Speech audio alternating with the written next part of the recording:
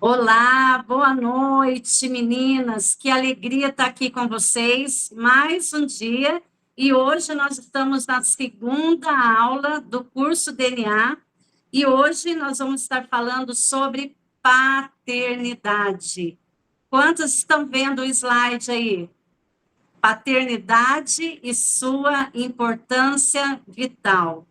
Gente, essa aula você vai ter uma clareza desse assunto, eu tenho certeza que vai ser uma bênção para a tua vida.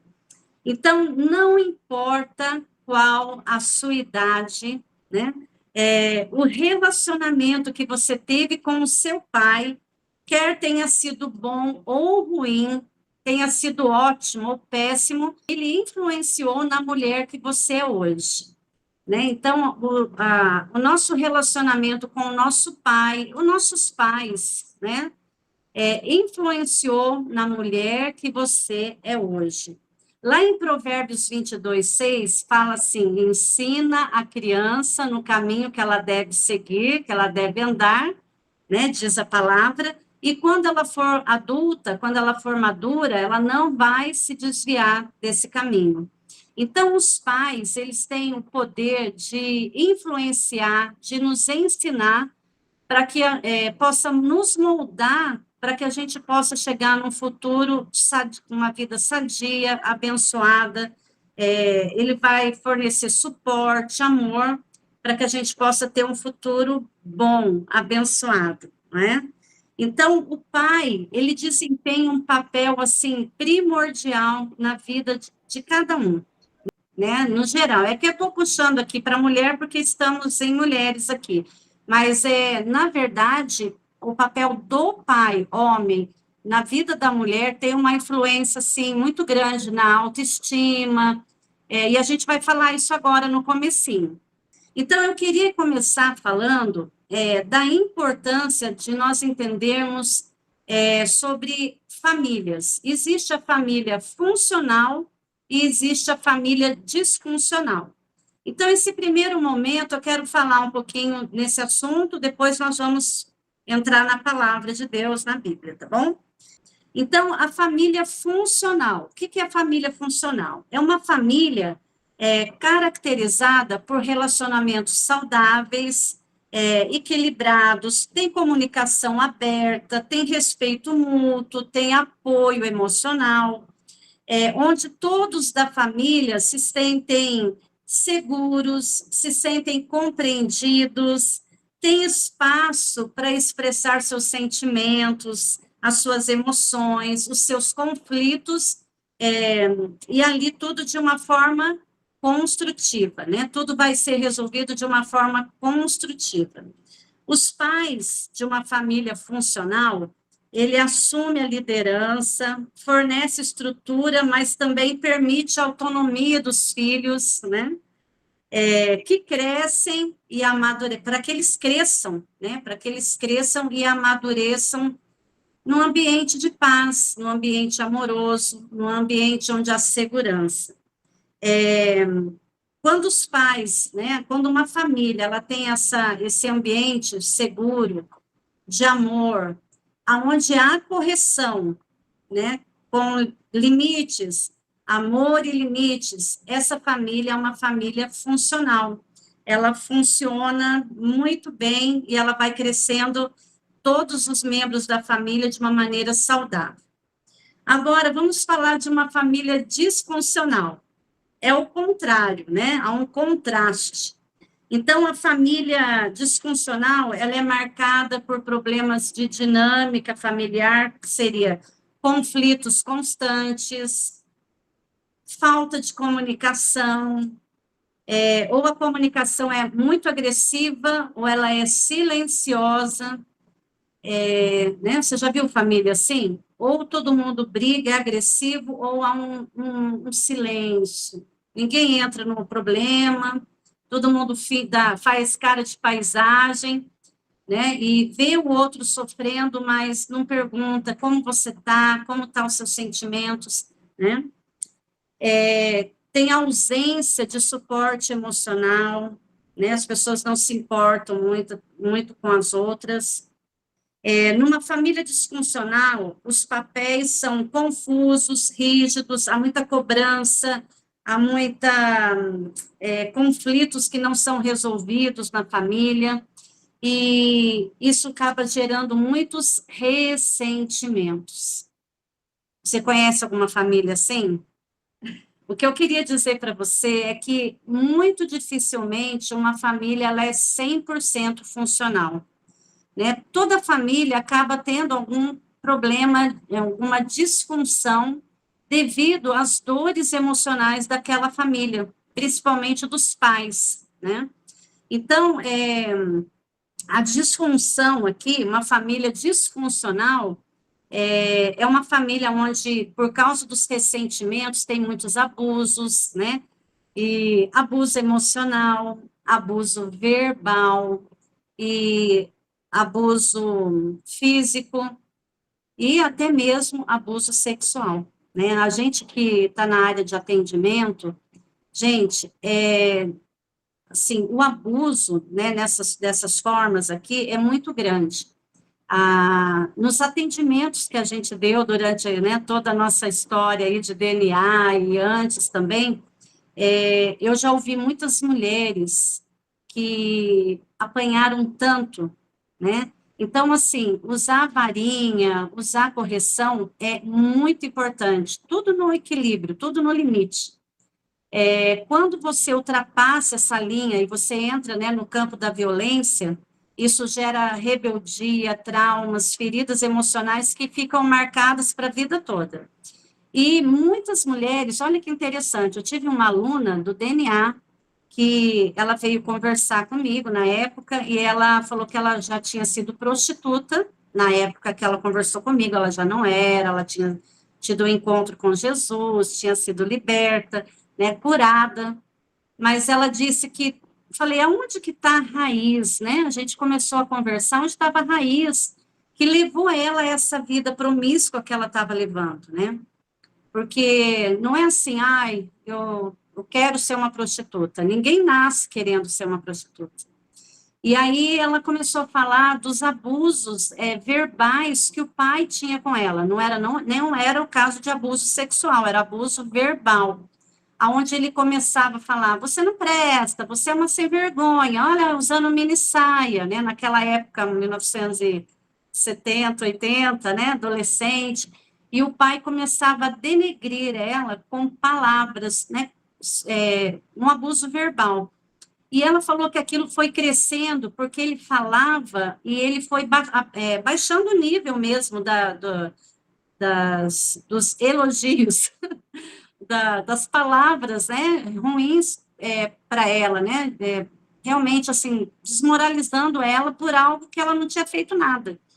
E isso foi gerando nela um ressentimento tão grande, e desse ressentimento gerou uma rebeldia, porque, olha, é um caminho, gente, a pessoa fica triste, ela fica ressentida, aquilo vai fomentando dentro da pessoa, e se ela não resolve, né, ela foi ficando rebelde, até que aquilo se tornou um cativeiro. E ela falou, já que eu não presto, já que eu sou uma vadia, então agora ele vai ver. É claro, gente, que tudo isso começa a entrar num campo que sai das emoções e entra para o nível espiritual. Então, existem demônios, existem espíritos malignos que eles aproveitam das feridas emocionais, das palavras, para gerar uma destruição na vida de alguém. Então, outras pessoas que eu atendi também foram pessoas que apanharam mesmo demais, a fio de ferro. Depois tinha que pôr na salmoura para tirar as dores, né, do corpo. Se fosse hoje, o conselho tutelar mandava chamar, né? Chamar para perto e resolver aquilo. Então, o que eu queria dizer para você é que famílias disfuncionais é muito comum, né? Talvez tenham disfunções pequenas e outras maiores. Talvez você tenha vindo de uma família disfuncional de coisas, das situações mais amenas, vamos dizer assim, mas existem situações também de abusos, né? Abuso sexual, avô, Gente, olha, abuso de avô, abuso de pai, de tio, de primo, de mãe, não se escandalize, mas é assustador. A gente que trabalha com terapia, com aconselhamento, a gente vê o quanto que o mal trabalha para destruir famílias. Por isso, eu e você, nós temos que nos apropriar, sabe, da cura, da palavra, do entendimento, do crescimento, para que nós possamos ser uma voz profética para um mundo que está em orfandade. Amém, queridas? Sabe, que você receba a cura, para que você seja cura na vida de outras pessoas, né? Seja um instrumento dele. Como que um pai influencia na saúde emocional da filha? Vou falar aqui rapidamente. No slide aí, a relação entre pai e filha tem um impacto profundo na saúde emocional da filha. Então, a primeira coisa, na autoestima, é o que a Dayana estava perguntando. Então, um pai, quando ele é ausente na paternidade dele, estou falando agora com a filha mulher, né, com a moça, com a menina, né, ele atinge a autoestima. Então, a maneira como o pai trata a sua filha atinge, sim, diretamente a autoestima da filha. Então, o pai que valoriza, o pai que respeita, o pai que apoia, que ajuda a construir uma autoimagem positiva e saudável na vida da filha, faz toda a diferença, né? Faz toda a diferença na vida dela. Por outro lado, se você teve um pai que era muito crítico, muito exigente, sempre estava desaprovando, sabe, isso vai minando a confiança da filha, da menina, né? Isso vai fazendo ela duvidar de que ela é capaz, duvidar de que ela pode, duvidar que ela tem capacidade, que ela tem valor. E tudo isso vai influenciando a adolescência, a juventude e a mulher que nós nos tornamos lá na frente. Então, o pai, ele é o veículo pelo qual a filha chega à compreensão do seu valor, né? Eu me lembro de uma moça, aluna do DNA também, que ela chegou e falou que quando ela era adolescente, não, ela estava aí com 18, 19 anos, ela falou para os pais assim, eu já sei o que eu vou fazer medicina, eu vou começar a estudar, eu quero ser médica. O pai e a mãe, ao invés de falar, amém, filha, vamos estudar, né, você pode, né, é um desafio, é muito estudo, mas você vai ser uma médica. Não, os pais começaram a dar gargalhada dela, começaram a rir, falaram, médica, você médica. Ela falou que aquilo murchou ela de tal forma que ela travou. Ela travou quando ela foi para a faculdade, aí eu não me lembro agora, ela fez outra faculdade, mas, assim, frustrou aquilo que poderia ser uma realização dela, porque os pais não limitaram o potencial dela, né? Então, você que é pai e mãe aqui, não limite o potencial dos seus filhos, né? Eles podem ser tudo o que eles quiserem ser, de bom que Deus tem para eles, amém, gente? Né? Se você foi uma mulher que foi limitada, que foi desvalorizada, hoje você vai entender que isso pode mudar. Outra coisa também que um pai influencia nos relacionamentos futuros. Então, a forma como o pai, ele lida com as emoções dele mesmo, como ele se relaciona com os outros, como ele trata as mulheres, ele serve como modelo para a filha. Então, o que acontece? Você acaba replicando, você acaba levando esses padrões de relacionamentos, de interações com outras pessoas e também no relacionamento amoroso, né? E no seu futuro. Então, muitas mulheres, elas fazem escolhas no relacionamento debaixo não de uma maturidade, de você visualizar a pessoa que você quer se casar, viver a tua vida, mas ela se baseia na dependência emocional, nas dores que ela carrega, refletindo a forma como o pai agia, ela vai agir também. Então, muitas mulheres acabam repetindo o padrão, e o que mais elas odiavam, muitas vezes, no pai, elas acabam casando com homens parecidos. por causa dessas dores, desse ciclo que se forma. Outra coisa que influencia, né, o seu pai influenciou na sua vida, a segurança emocional. Então, um pai presente e envolvido com a filha, né, ele gera um senso de segurança, de sabe aquele pai que fala, filha, você pode contar comigo? Né? Aquele pai que quando você erra, ele não te rejeita, e quando você acerta, ele te valoriza, né? Porque muitos pais, eles, né, tiveram atitudes assim, se o filho erra, cara feia, despreza, trata mal, mas se você faz tudo como ele está dentro do que ele acha que é o certo, que é o perfeito, aí você é amada. E isso gera também feridas emocionais, gera insegurança emocional e pais distantes, né? Pais ausentes, eles podem causar essa insegurança, essa dificuldade nas mulheres.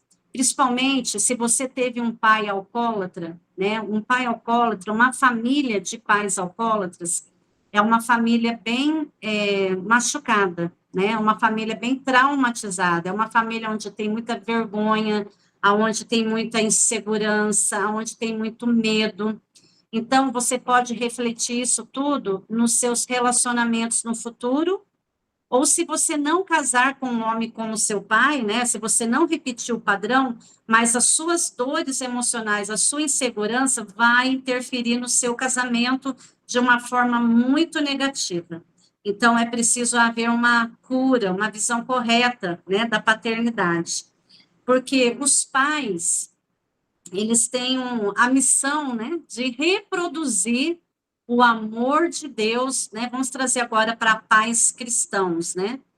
Os pais, eles têm Deus deu a missão a todos os pais, né? Para que reproduzam o amor de Deus na vida dos filhos. Mas a gente só faz isso a partir do momento que a gente tem um encontro com Deus. E o último que eu coloquei aí é gestão de conflitos emocionais. Então, a maneira como o seu pai, ele lidava com problemas, como ele lidava com as emoções dele, com momentos difíceis, ensinou você como gerir seus problemas também. Então, tem pai que, quando estava com problema, ele ficava nervoso, ele xingava, ou ele ficava murmurando, ou ele ficava com muito medo. Tudo essa insegurança, na hora dos conflitos, passou para você, né? Então, o pai, ele precisa estar presente na vida da filha, em todas as áreas de maneira saudável. Então, seria na área emocional, espiritual, na área financeira, né? Impulsionando a filha para frente. E dando um parênteses aí, uma coisa que eu percebo também é que muitas mulheres tiveram problema com pais, mas muitas mais, muito mais, eu vi mulheres tendo problemas com a mãe, né? Um problema na maternidade, mães feridas que não conseguiram transmitir a missão dela, que é acolher, que é nutrir, né? Que é trazer aquela paz, aquele descanso dentro do lar, né? Esse é o papel da mãe. Eu estou falando de pais aqui, né, por um momento, mas assim, o pai e a mãe, né, a forma como seus pais, eles eram no casamento deles, a forma como era o relacionamento deles, tudo isso interferiu na mulher que você é hoje. Só que, e aí? Então, terminamos, que triste, não tem como eu voltar a fita. Tem como voltar a fita, gente? Falar, vou voltar para 30, 40, 50 anos atrás, 70 anos atrás. Não tem como voltar a fita. Mas em Deus tem como nós trazermos cura, restauração para a nossa história, né? Para a nossa história. Então, eu coloquei aqui, gente, quem está aí com a caneta e papel, eu coloquei aqui. Um exercício rapidinho, depois você vai fazer, tá bom? Anota aí, fale sobre o seu pai. Fala sobre o seu pai, as qualidades, os defeitos, como que você, tenta lembrar como você via seu pai, com medo, né, ele abraçava, ele era carinhoso, você se sentia confortável com ele, né? Descreva como era o seu relacionamento com ele. Como que o seu relacionamento com seu pai influenciou no seu relacionamento com outros homens, na sua carreira profissional e com você mesmo, né? Quais eram os chavões da sua família, né? Sua família tinha chavões? A minha tinha algumas. Uma delas era pau que nasce torto, morre torto. Não tem jeito, não. Né? E mais alguns aí. Mas aí depois, se alguém tiver alguma dificuldade, você pode ver no áudio ou eu mando para vocês, tá bom? Então, queridas, não precisa ser assim, né? Não precisa ser assim. O que a palavra de Deus, quero entrar agora na palavra de Deus, o que Deus fala sobre isso? E eu queria começar falando sobre algo muito forte, algo assim, que vem, né, de um relacionamento familiar disfuncional, que é a orfandade. Quero falar sobre orfandade com você. Então, quando nós somos roubadas do relacionamento paterno, quando nós somos roubados, esse sentimento de orfandade, ele nos assalta, ele vem sobre nós. Então, se você teve um lar disfuncional, quando vivemos relacionamentos, né, tóxicos dentro de casa, brigas, como eu já compartilhei aqui, né, uma família perturbada de problemas, de confusão, aonde era para ter amor, aonde era para ter segurança, aonde era para ter paz, aonde era para ser um cantinho do céu, né, que a gente fala, um pedacinho do céu, aquele lugar é um lugar de orfandade, é um lugar de problemas, é um lugar de dor, né? É um sentimento, a orfandade, o que é a orfandade, né? Então, é um sentimento de rejeição profunda, você sente não pertencente, você sente que você não faz parte, você sente inadequado, você sente não pertencendo à família, você sente uma incapacidade que vai te envolvendo, né? A orfandade, ela faz isso. Muitas pessoas, elas falam assim, mas meu pai não morreu, né? Então, eu tenho pai, então eu não sou órfã. Então, eu estou falando aqui de um espírito de orfandade que vem sobre as pessoas, sobre nós, né? Sobre as pessoas, até mesmo com pais vivos, né? Tem pessoas que têm pais vivos, moram na mesma casa, moraram lá a vida toda, mas há uma sensação, um sentimento de que parece que eu estou na casa errada, porque você não se sente acolhida, amada, cuidada por aquela família. Então, a orfandade é essa ausência do amor de Deus dentro de um lar, da presença de Deus dentro da sua casa, cria uma lacuna, cria um buraco negro, né? Um buraco que não tem fim. Eu estava pesquisando, em 2023, no Google eu vi isso, mais de 1 milhão de pessoas, de casais, se divorciaram em 2023 no Brasil. Mais de 1 milhão de casais se divorciaram no Brasil em 2023.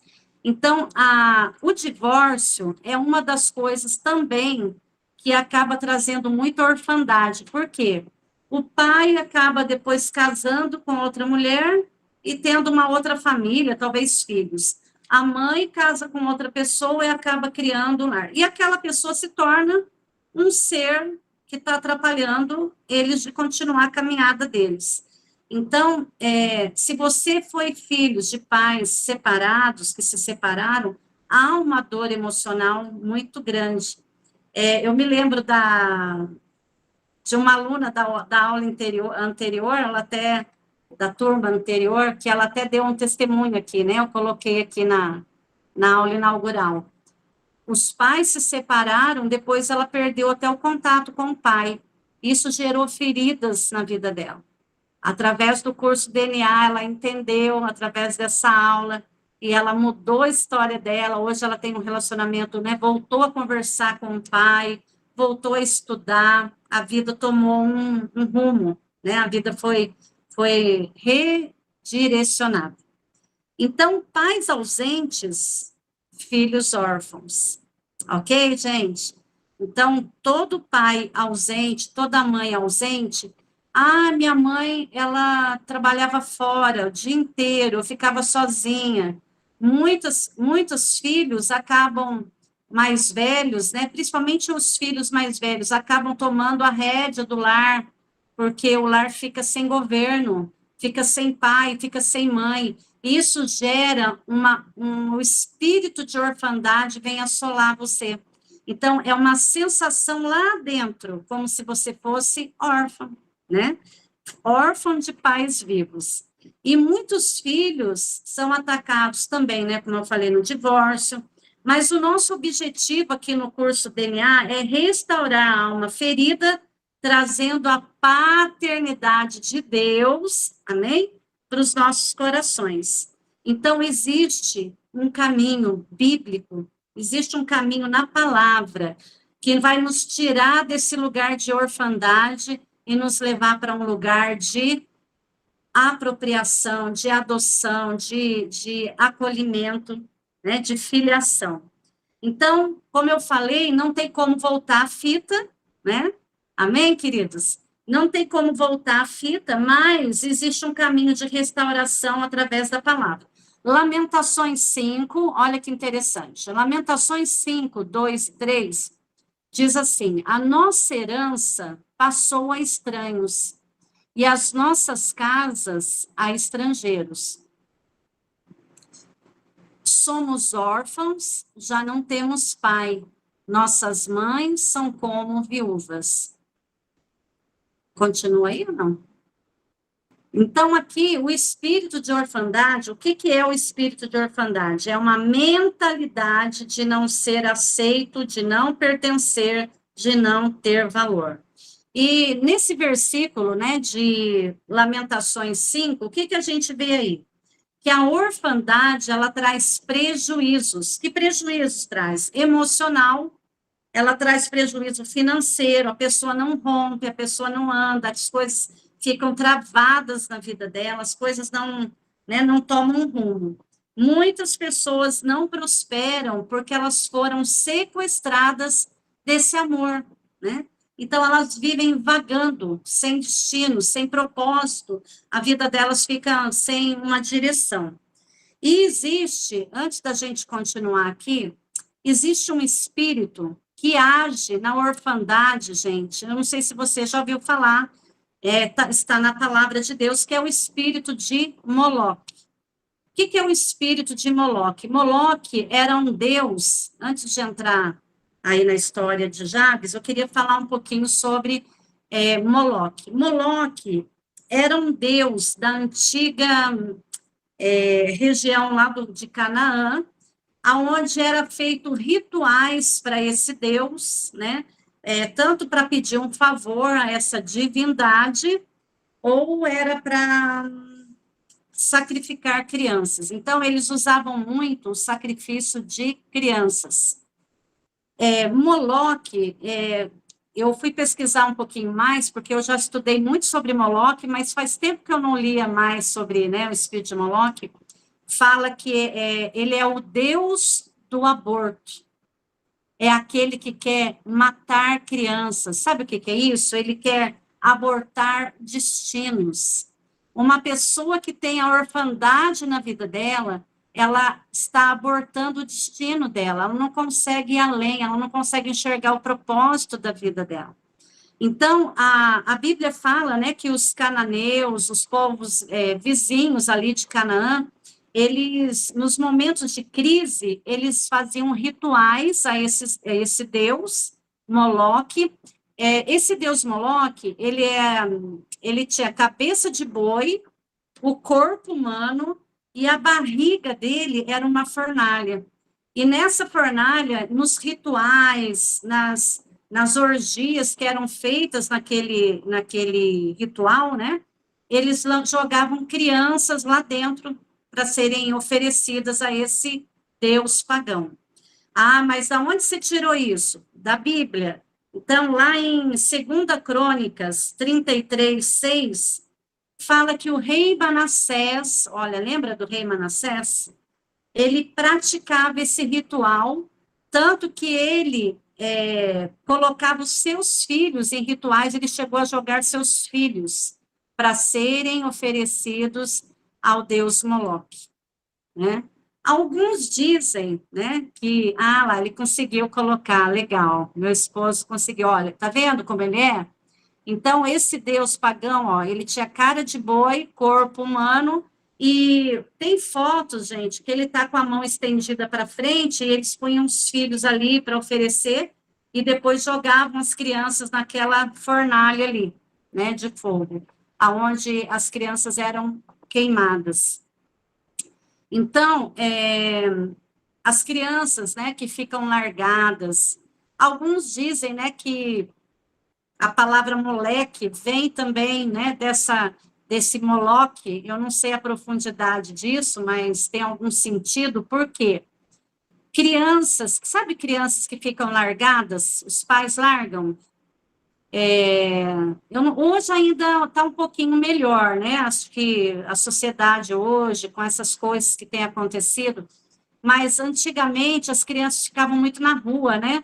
Meu esposo mesmo, ele era um moleque de rua, né? Com 6 anos, nadava no Rio Paraíba, quase morreu afogado, né? Com 6 aninhos, 7, 8, 10 anos, né? Ficava andando pela rua, largado. E o que a gente aprende com esse espírito de Moloque? Toda criança que ela é rejeitada, consciente ou inconscientemente pelos pais, né, que vai levando, né, tem pais que vão levando os filhos, né, nasceu, não tem aquele cuidado, essa criança, ela é adotada por Moloque. Então, toda criança rejeitada, ela é adotada por Moloque. Então, existe um espírito que age, isso está na Bíblia, né, 2 Crônicas 33, 6. Então, queridas, Adão, vamos lembrar da aula passada, né? Adão, ele, como pai, ele recebeu uma missão de Deus lá no Éden, que era o que mesmo, você lembra da aula? Guardar e cuidar. Esse é o papel dos pais, é cuidar e guardar, proteger, né? Esse é o papel de um pai. Estar presente, suprir espiritualmente, suprir emocionalmente, suprir nas necessidades físicas, né, financeiras, claro, dentro do seu padrão ali de vida, mas dar o melhor para o seu filho. Então, Adão, a Bíblia diz que Adão falhou, e hoje ainda o homem continua falhando. Por isso que Jesus veio, né? Porque Deus, ele quer restaurar toda essa situação, né? Os abortos, né? Milhões e milhões de abortos acontecem o ano todo, né? E no mundo todo.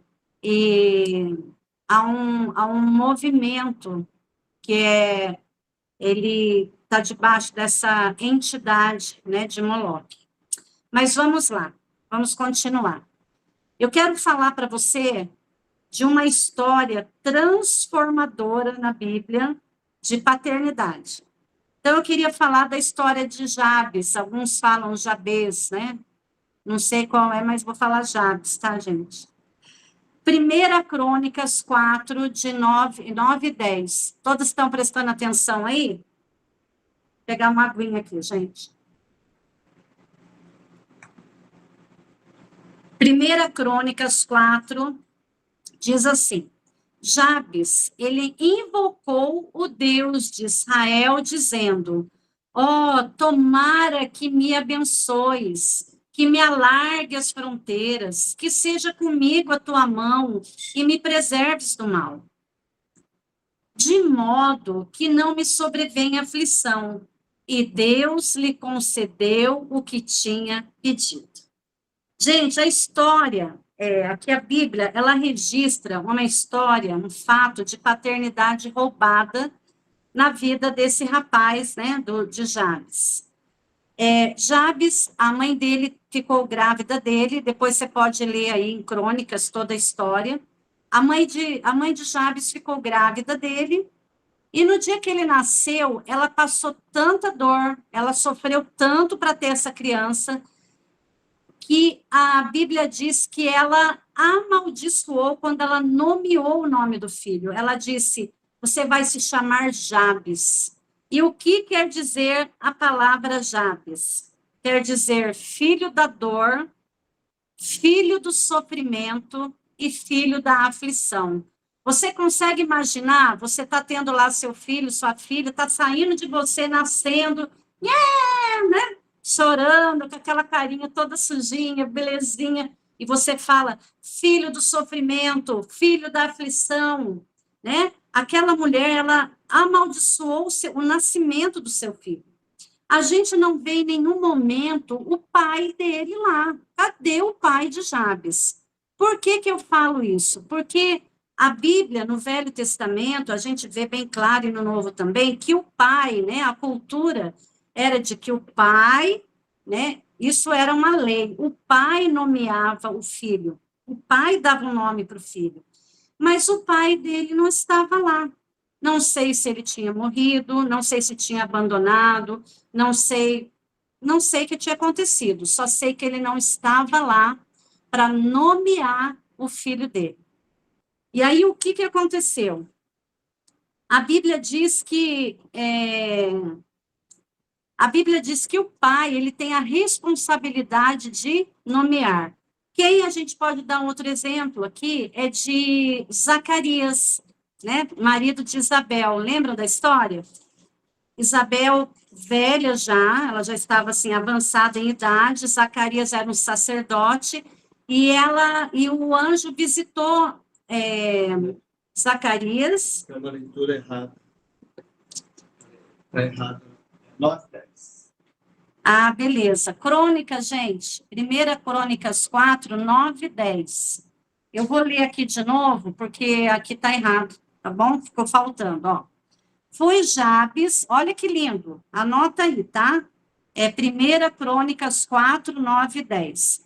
Foi Jabes o mais ilustre do que os seus irmãos. Olha, ele foi o mais ilustre que os seus irmãos. A sua mãe chamou-lhe Jabes, dizendo, porque com dores o dei à luz.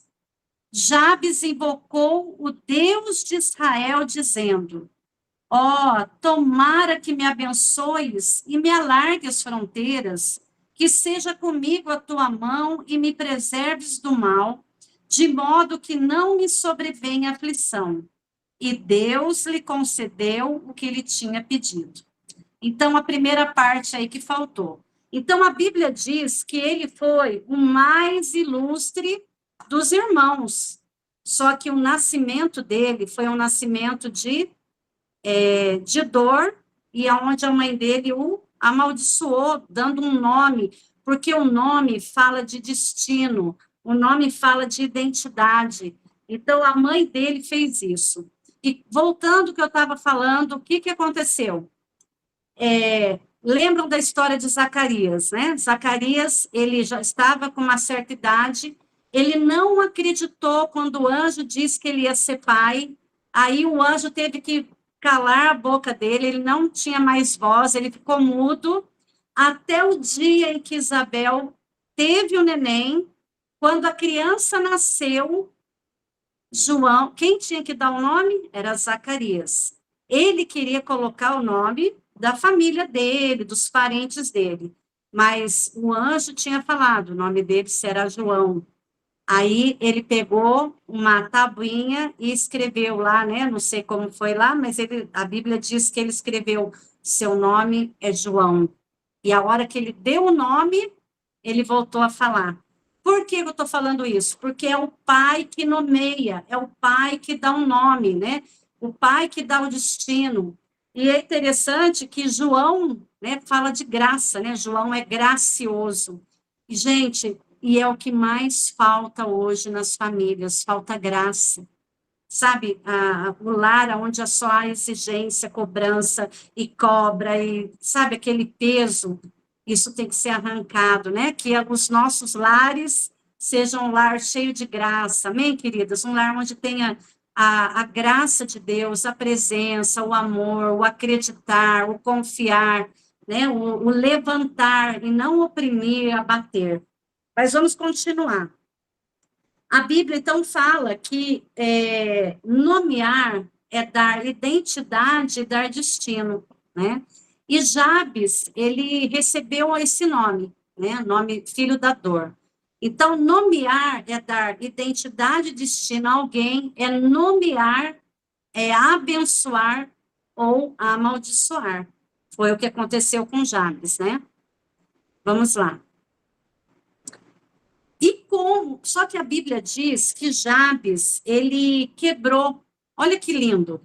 Ele foi amaldiçoado quando nasceu. A mãe dele deu palavras duras, né, de destino, de destruição para ele. Mas a Bíblia diz que Jabes, ele mudou o destino dele, se tornando o mais ilustre dos filhos. Como que Jabes fez isso? E a Bíblia diz que ele mudou o seu destino, sabe, deixou o seu passado e foi para um futuro de bênção, fazendo uma oração. Então, mesmo tendo um pai ausente, mesmo a mãe dando palavras de derrota, de destruição, ele orou. E a Bíblia diz aqui, ó, que Jabes orou ao Deus de Israel. Sabe por que ele orou ao Deus de Israel? Porque Israel era o nome de quem, gente? De Jacó, né? Jacó era filho de Isaac, Jacó nasceu, e eu fiquei pensando, por que que Isaac deu esse nome para Jacó, né? Usurpador, né? Aquele que pega no calcanhar do irmão. Mas ele deu assim, ele não foi muito, não escolheu muito bem o nome de Jacó. Mas eu creio que Jabes, ele começou a lembrar da história de Jacó, que se tornou Israel, e ele falou, peraí, se Jacó se tornou Israel, e se tornou grande, um príncipe, porque Israel quer dizer príncipe, né? Príncipe do Senhor, um guerreiro do Senhor. Por que que eu, Jabes, não posso também me tornar um Israel, uma pessoa diferente, uma pessoa abençoada, né? Então, vamos continuar aí. Então, ele orou ao Deus de Israel. Aonde está isso, gente? Gênesis 32, de 22 a 30. Essa passagem, eu não vou ler, mas eu quero que você leia em casa, tá bom, gente? Eu vou contar ela aqui. O que que aconteceu? Só para a gente resumir aqui, vocês entenderem. Está todo mundo acordado aí? Está dando para entender? Amém?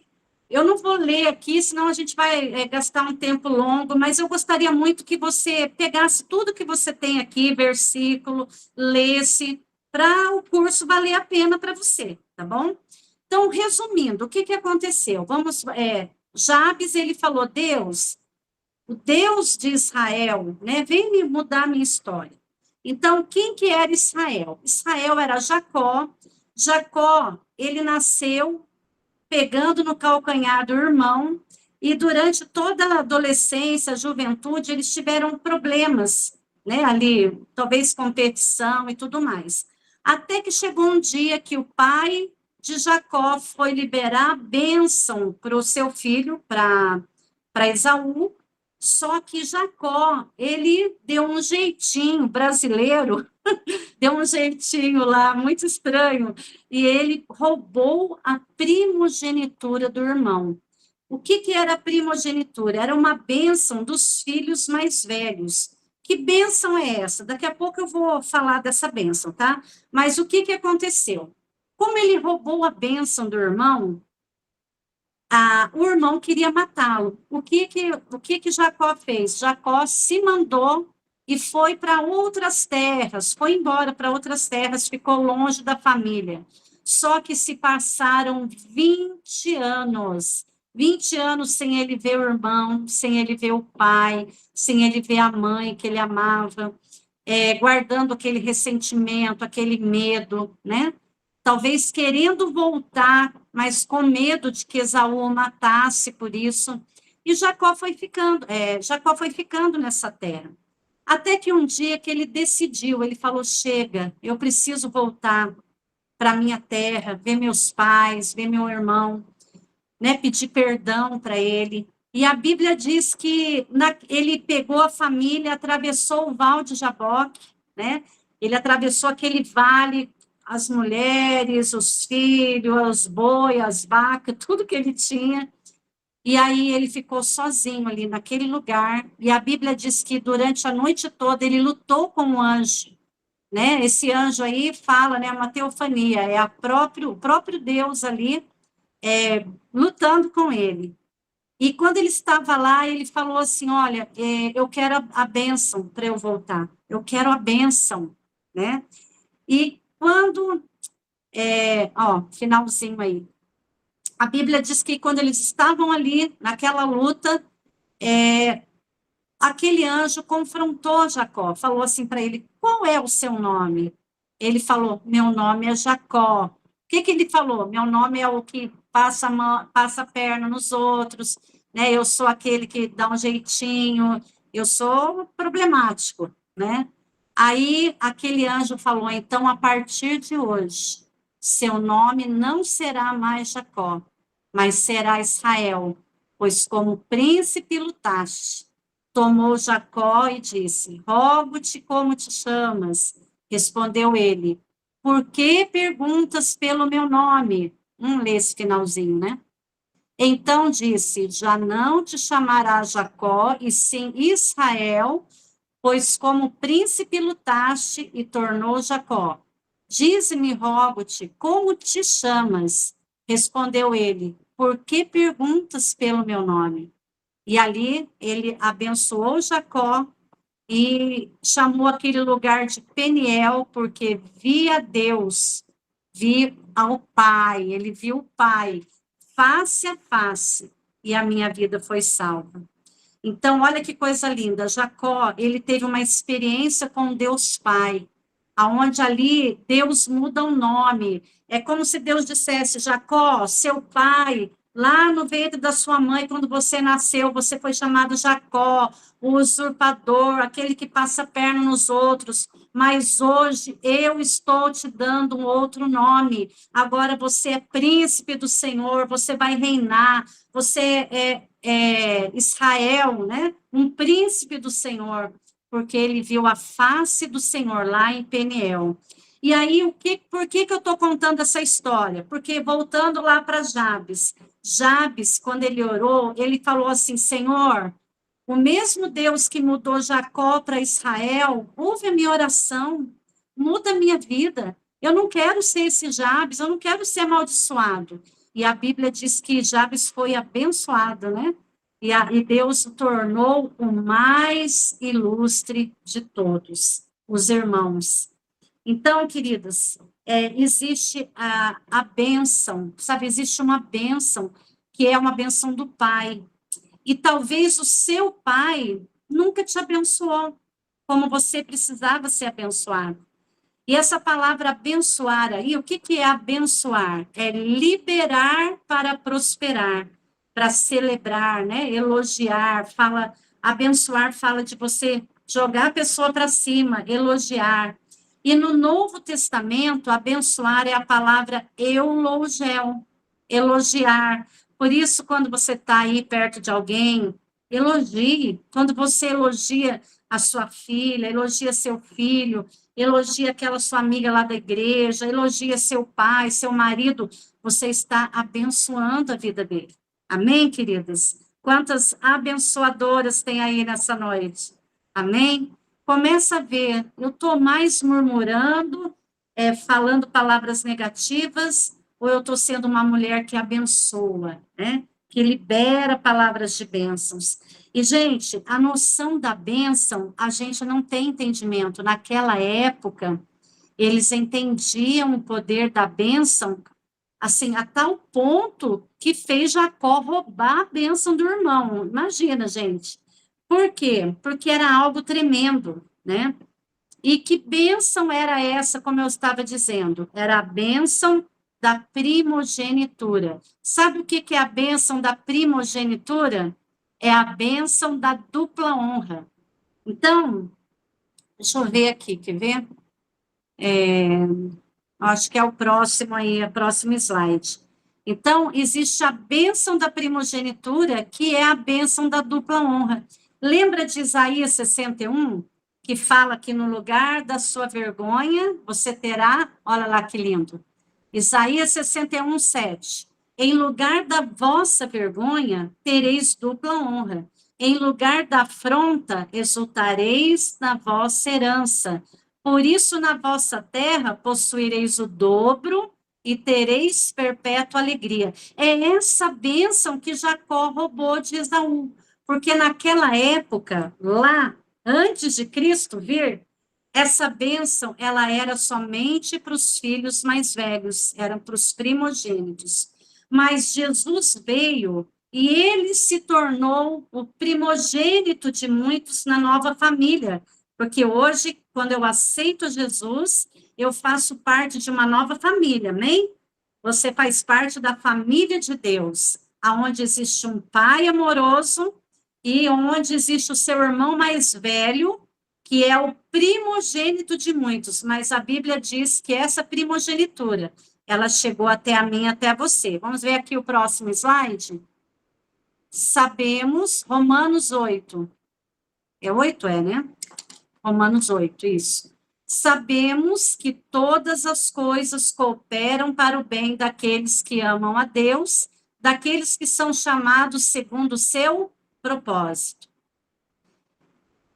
Continuando, porquanto os que de antemão conheceu, também os predestinou para serem conforme a imagem do seu filho, a fim de que ele seja o primogênito de muitos irmãos.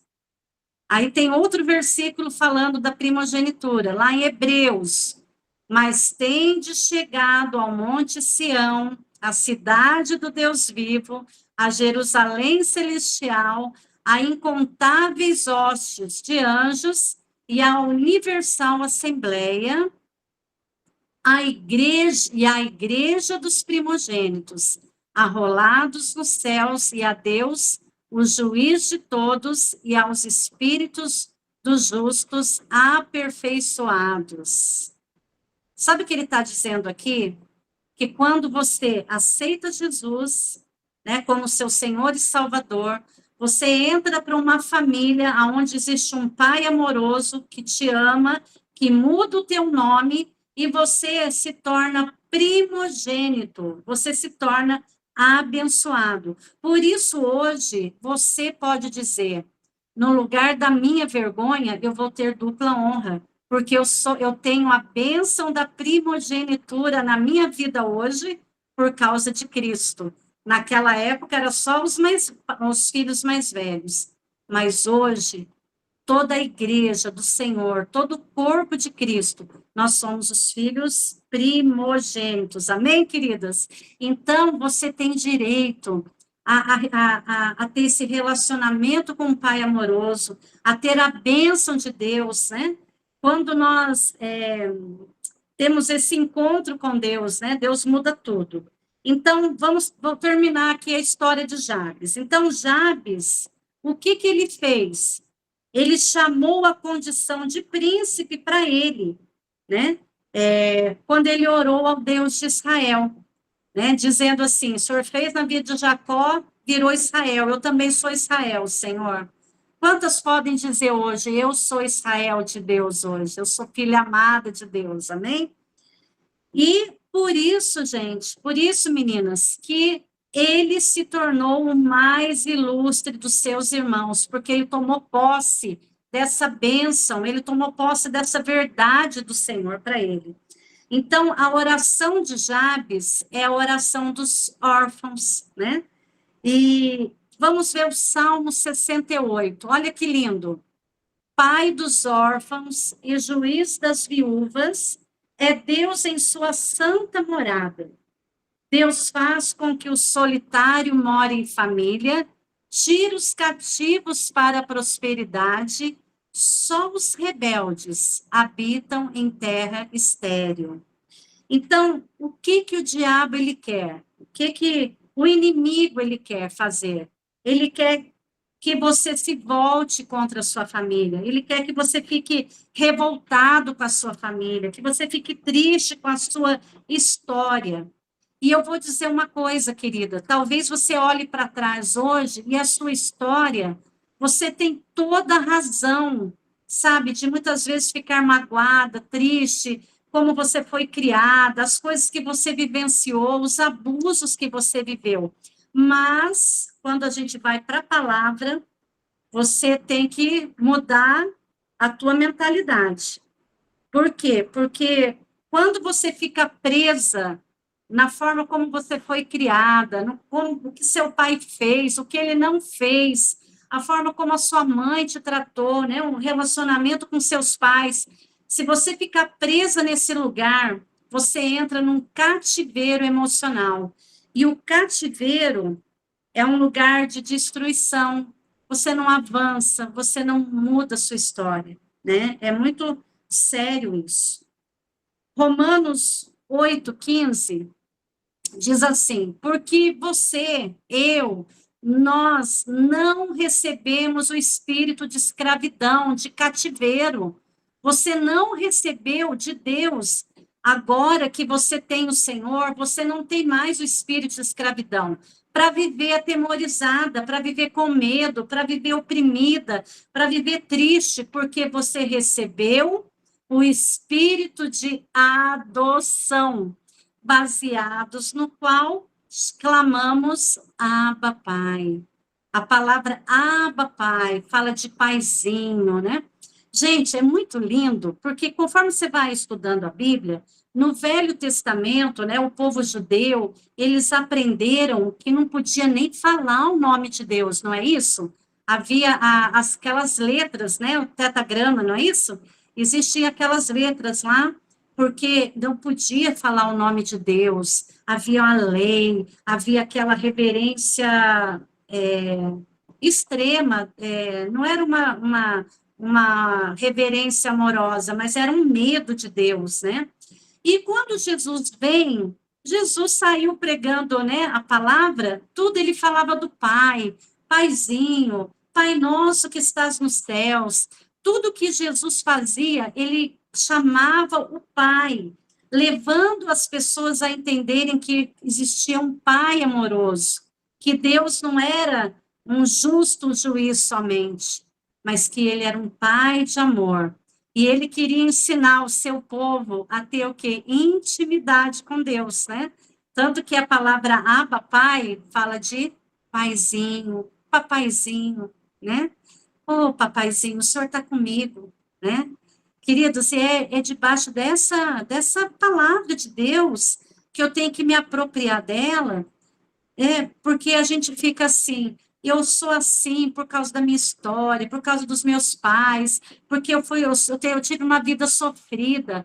Amém, querida, só que isso, você precisa virar a página, e se você está aqui fazendo um curso bíblico, é porque você entende que há leis espirituais que precisam reger a tua vida, né? A lei da fé, de se apropriar da verdade da palavra. Então, você precisa hoje se apropriar dessa verdade. Eu fui adotada, e eu tenho um irmão mais velho, e hoje eu tenho a unção da filha primogênita sobre mim. Sabe, Jesus, ele, por causa da morte dele e da ressurreição, porque se Jesus morresse só na cruz, não ia valer de nada. Ele morreu, mas ele ressuscitou, né, para que nós pudéssemos entrar nesse novo lugar de reino, aonde você não é mais criatura. Minha filha, você não é mais criatura, hoje você é filha amada, né? Na cruz, Jesus, ele mudou o seu status. Hoje eu não sou mais criatura, hoje eu sou filha amada de Deus. Querida, e o diabo, ele quer roubar isso de você de todas as formas, usando até mesmo os nossos pais naturais para nos ferir, para atingir as nossas emoções, nos colocar em cativeiro e nos roubar dessa preciosa verdade, que hoje você não está mais no cativeiro, hoje você está sentada com Cristo nos lugares celestiais. E hoje, sabe qual é o seu nome? Filha amada. Sabe, querida, talvez a sua história, né? Talvez você ouviu aqui e pensou aí, sabe nada, inocente. É que você não ouviu a minha história, Simone, né? Eu sei, querida. Eu sei que você aí, você tem uma história. Você teve dores, você teve solidão, você teve medos, e talvez algum desses medos ainda assombre você ainda hoje. Só que você está aprendendo hoje, entendendo que assim como Jacó, assim como Jabes, e assim como os muitos outros da Bíblia, eles tiveram uma posição em Deus. Hoje nós estamos em Cristo. Então, hoje você tem essa adoção, você é uma filha adotada, amém? E você sabe que filha adotada é forte, sabe por quê? Quando você tem um filho naturalmente, você ama muito. Mas o filho adotado é filho escolhido, não é assim? Eles não vão lá, eles escolhem. Então, assim, você é uma filha escolhida, preciosa, que tem valor. Toma posse disso, amém? Mas vamos lá que eu estou finalizando. Olha que coisa linda, gente. Olha o segredo para esses últimos dias. Tem muito a ver com o que eu estou falando aqui, né? Eu falei no começo desse livro, depois eu vou colocar indicações de livros em cada lição, tá bom? Para vocês. A Bíblia diz que ele converterá o último livro do Velho Testamento, termina o último versículo do Velho Testamento, dizendo assim: ele converterá o coração dos pais aos filhos e o coração dos filhos aos seus pais, para que eu não venha e fira a terra com maldição. Então, existe uma unção, né? Existe uma presença, existe um poder manifestando do trono de Deus para nós, que aonde traz uma conversão dos pais aos filhos e dos filhos aos pais. Por que isso? Porque Deus, ele age debaixo de uma bênção familiar. Deus, ele é um Deus da família. Deus, a primeira família que ele, né, a primeira pessoa que ele salvou lá quando destruiu a terra ele salvou a família de Noé. Porque Deus, ele tem negócio com família, né? Deus tem negócio com casais, com filhos. Isso é um projeto de Deus, né? Talvez se você não é mãe, mas você é filha, né? Para aquelas que não foram mães, mas você é filha, você viveu em família. Então, quando há essa conversão, esse quebrantamento, né? Onde gera perdão. A próxima aula nós vamos falar sobre perdão, e você cada aula vai encaixando a outra, né? Então, você precisa se converter, né? Se voltar para a sua família, você precisa se voltar para a sua história, perdoar sua história e se apropriar da vida nova que Deus tem para você. Amém, queridos? Vamos lá, mais um pouquinho, algumas coisas aqui. Aí fala, né, que ele converterá o coração dos pais aos filhos, converter os desobedientes à prudência do justo, para habilitar para o Senhor um povo preparado. Então, à medida que Deus fizer em você, que ele curar a sua história, ele vai usar você para levar cura para outras famílias, Esse é o propósito nosso, esse é o propósito de Deus para você. Amém?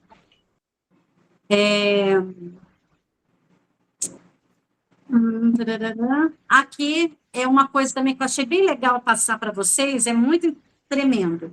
Lá em João 18, de 39 e 40, Jesus estava na cruz para ser morto antes, né? Na hora que iam levá-lo para a cruz, tinha outra pessoa ali que ia ser morta, que era Barrabás, e a Bíblia diz que eles tiraram Barrabás e escolheram, né? E foi Jesus ali na cruz. Jesus, ele trocou com Barrabás. Era para Barrabás e para aquela cruz, mas Jesus trocou com Barrabás, morrendo no seu lugar. E você sabe o que quer dizer a palavra Barrabás? Barrabás vem do aramaico, que é Bar-Abá, filho do pai. E esse significado aí, ele é intrigante, né? Até coloquei aí, à luz do evangelho. Por quê? Porque Jesus, ele é o verdadeiro filho do pai. Então, o filho de Deus. Então, enquanto Barrabás era um criminoso, foi solto no lugar dele, né? Eles trocaram, foi feita uma troca. Então, Jesus na cruz, ele morreu no lugar de Barrabás. Ele morreu no lugar de todos os filhos e morreu no lugar de todos os pais, para que houvesse cura nas famílias. Amém, queridos? Vamos continuar aqui. É lindo, né? Você começa a estudar a Bíblia, é tanta coisa linda que dá vontade de colocar tudo aqui numa aula, não dá tempo. Aí, gente, teve um momento só que Jesus não chamou Deus de Pai. Se você for estudar o Evangelho, né, estudar o tempo que Jesus andou na Terra, em todo o tempo Jesus chamava Deus de Pai. Até orar, ele ensinou a orar Pai Nosso, não é? Ele ia para os lugares, para lugares mais tranquilos para falar com o Pai. Ele sempre estava em comunhão com o Pai. E ele mostrava isso para os discípulos. Mas teve um momento em que ele não falou ao Pai. Foi quando ele estava morrendo por nós na cruz. Ele disse: Deus meu, por que me desamparaste? Né? Está lá em Mateus, também em Marcos, está aí anotado. Então, Jesus, ele citou no Salmo 22, expressando a angústia dele, porque naquele momento em que ele falou Deus, foi o único momento que ele ficou longe do Pai, né? Houve uma separação momentânea do amor do Pai, quando ele carregou o meu pecado e o seu pecado na cruz. Naquele momento, o amor do Pai não estava ali. Houve uma separação.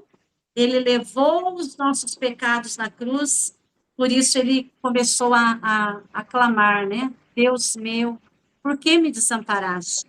Porque, na verdade, o Pai nunca desampara. Foi um momento único, aquele momento em que Jesus levou o meu pecado e o seu pecado, os pecados dos nossos pais, para que a gente pudesse ter essa conversão da família novamente. Amém? Então, vamos lá. Romanos, estamos terminando. Romanos 8 também diz: todos os que são guiados pelo Espírito de Deus são filhos de Deus. Porque não recebeste o espírito de escravidão para viverdes outra vez atemorizados, mas recebeste o espírito de adoção, baseado no qual clamamos Abba, Pai. O próprio Espírito testifica com o nosso espírito, agora que nós somos filhas de Deus. Então, queridas, o Espírito Santo, ele vai testificar dentro de você que você é filha. E é tremendo que aqui, quando ele fala, né? Todos que são guiados pelo Espírito de Deus são filhos. Esse filhos aqui é filhos ruios, que quer dizer filhos maduros.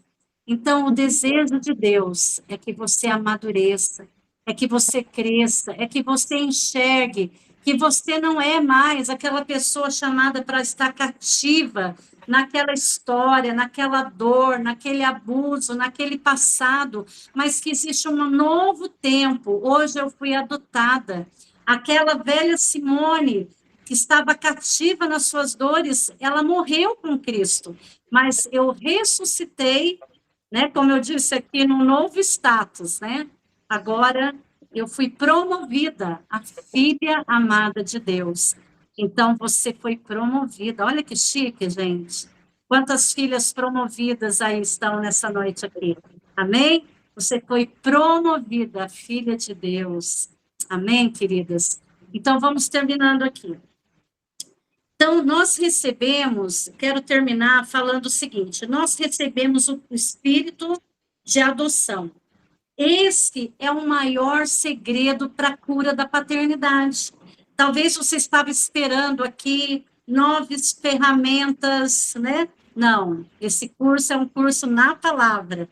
E eu estou ensinando você hoje a entender que pela palavra, né, como eu sou curada da minha paternidade ferida.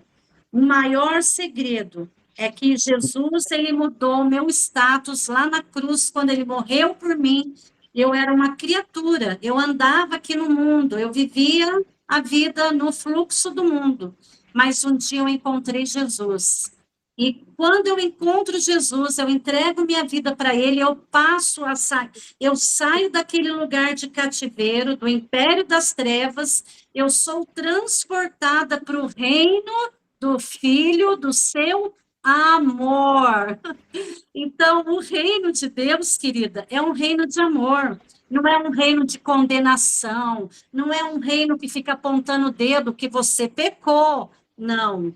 É um reino onde diz, você é perdoada, eu te dou a segunda chance, a sua história pode ser escrita novamente, você pode perdoar o seu passado, perdoar os seus pais, perdoar sua mãe, perdoar por não ter tido o amor que você necessitava, mas hoje, em Cristo, eu tenho a unção, eu tenho a bênção da primogenitura, hoje eu não sou mais a Simone, hoje eu sou a Israel com Deus, né? Na outra turma tinha uma Israel, gente. Então, é por isso que Jesus, né, ele agiu ali na cruz, possibilitando a mim e a você nos trazer de volta, né, para o lar. O que Jesus fez na cruz? Ele te trouxe de volta ao lar, aonde existe um pai amoroso. Só que você precisa aprender a se relacionar com ele. Amém? Então, terminando aqui, gente, a Bíblia toda, ela ensina que filiação, ela precisa ser bem resolvida, gente, precisa ser resolvida. E você precisa resolver isso com o seu Pai Celestial, né? A nossa família biológica, você precisa resolver. Como que eu resolvo o problema com a minha família biológica? Perdoando, entendendo que eles deram o melhor que eles podiam, porque eles também trouxeram dores geracionais. Mas se você hoje se apropriar da paternidade celestial, se você perdoar a sua história, né, a sua paternidade que não estava lá resolvida, perdoar, liberar. Se você se apropriar da nova família que você tem, que é a igreja, né, o corpo de Cristo é uma família. Quando você tem essas três facetas da vida resolvidas, você decola, você avança. Então, eu sei que eu, você, nós não estamos isentas, né, das dores, das lembranças, mas quando a gente tem um encontro com esse Pai de amor, a nossa vida é totalmente reorganizada, ela é colocada num outro patamar. Então, Jesus, ele é o teu irmão mais velho. Deus Pai, hoje, ele é o teu Pai. Você tem que ter uma experiência com esse amor de Deus. Você tem que falar, Senhor, eu não quero chamar o Senhor mais de Deus, porque é muito distante. O Senhor é o meu paizinho a partir de hoje. Começa a cultivar essa vida de intimidade com Ele, amém? E quando você faz isso, sabe? Você começa a entender que a grande escolha da sua vida, a maior escolha da sua vida, é você ser filha. Né? E quando você se torna filha, você recebe heranças, né? Heranças de Deus. Então, é isso que eu queria deixar para você hoje, querida. Hoje, Deus, ele quer te dar um novo nome. Eu quero que o meu esposo, o José Roberto, ele vai fazer uma oração, terminando essa aula, nomeando você e liberando, abençoando você. Porque abençoar é liberar para prosperar. Prosperar emocionalmente, espiritualmente, fisicamente, financeiramente. Chega. Ai, mas eu tive um pai que, sabe, foi muita escassez na tua vida. Filha, aquele pai, ele deu o que ele podia, mas o seu pai agora, ele é rico, ele tem o ouro e a prata, ele tem bênçãos, ele tem suprimento para te dar em todas as áreas da sua vida. Só que você precisa se apropriar disso. Amém, queridas? Então, eu queria que você fechasse seus olhos por um momento.